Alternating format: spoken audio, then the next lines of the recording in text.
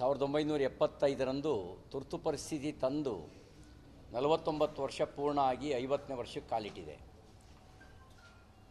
ನಿನ್ನೆ ಕಾಂಗ್ರೆಸ್ನವರು ಸಂವಿಧಾನ ಪ್ರತಿ ಇಟ್ಕೊಂಡು ಮೊನ್ನೆ ಲೋಕಸಭೆಗೆ ಹೋಗಿದ್ದನ್ನು ನಾನು ನೋಡಿದೆ. ಮಲ್ಲಿಕಾರ್ಜುನ್ ಖರ್ಗೆಯವರ ಭಾಷಣವನ್ನು ಕೇಳಿದೆ. ಮಲ್ಲಿಕಾರ್ಜುನ್ ಖರ್ಗೆಯವರಿಗೆ ಒಂದು ಗಾದೆ ಮಾತು ಅಪ್ಲೈ ಆಗುತ್ತೆ.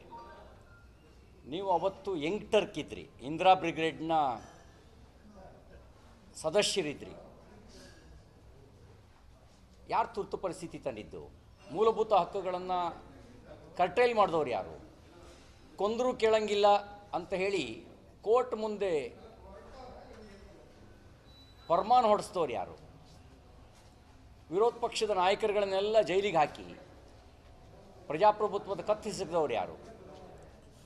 ಇದೆಲ್ಲ ಮಾಡಿದ್ದು ರಾಷ್ಟ್ರಹಿತಕ್ಕ? ಇದೆಲ್ಲ ಮಾಡಿದ್ದು ನರೇಂದ್ರ ಮೋದಿಯವರ ಅಥವಾ ಅಟಲ್ ಬಿಹಾರಿ ವಾಜಪೇಯಿ ಅವರ? ಇದೆಲ್ಲ ಮಾಡಿದ್ದು ನೀವು ಯಾವ ಇಂದಿರಾ ಬ್ರಿಗೇಡ್ನ ಸದಸ್ಯರಾಗಿದ್ದರೋ ಅದೇ ಶ್ರೀಮತಿ ಇಂದಿರಾ ಗಾಂಧಿಯವರು. ಇದನ್ನೆಲ್ಲವನ್ನು ಲೀಡ್ ಮಾಡಿದ್ದು ಅವ್ರ ಮಗ ಸಂಜಯ್ ಗಾಂಧಿಯವರು. ಅವ್ರು ಬಂದಾಗೆಲ್ಲ ಬಹುಪರ ಕೇಳ್ತಿದ್ದವ್ರ ಸಾಲಿನಲ್ಲಿ ನೀವು ಇದ್ರಿ. ನಿಮಗೇನು ನೈತಿಕತೆ ಇದೆ?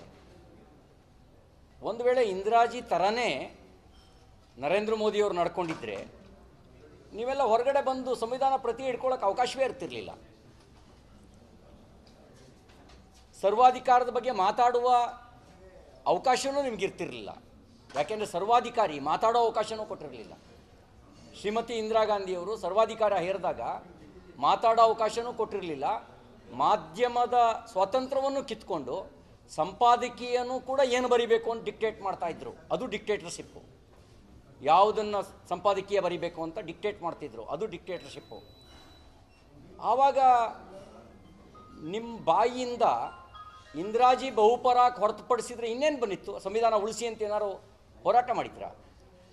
ನೀವೇನಾದ್ರೂ ಅವತ್ತು ನಿಮಗಿದ್ದಂಥ ಶಾಸಕ ಸಚಿವ ಸ್ಥಾನಕ್ಕೆ ರಾಜೀನಾಮೆ ಕೊಟ್ಟು ಈ ಸಂವಿಧಾನ ಪ್ರತಿ ಹಿಡ್ಕೊಂಡಿದ್ರೆ ಇವತ್ತು ನಿಮ್ಮ ಹೋರಾಟಕ್ಕೊಂದು ಗೌರವ ಇರ್ತಿತ್ತು. ಸಂವಿಧಾನ ಪ್ರತಿ ಹಿಡ್ಕೊಂಡಿರೋದಕ್ಕೊಂದು ಗೌರವ ಇರ್ತಿತ್ತು.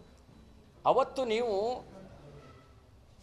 ಎಲ್ಲವನ್ನೂ ಮರೆತು ಜೈ ಅಂದ್ರಿ.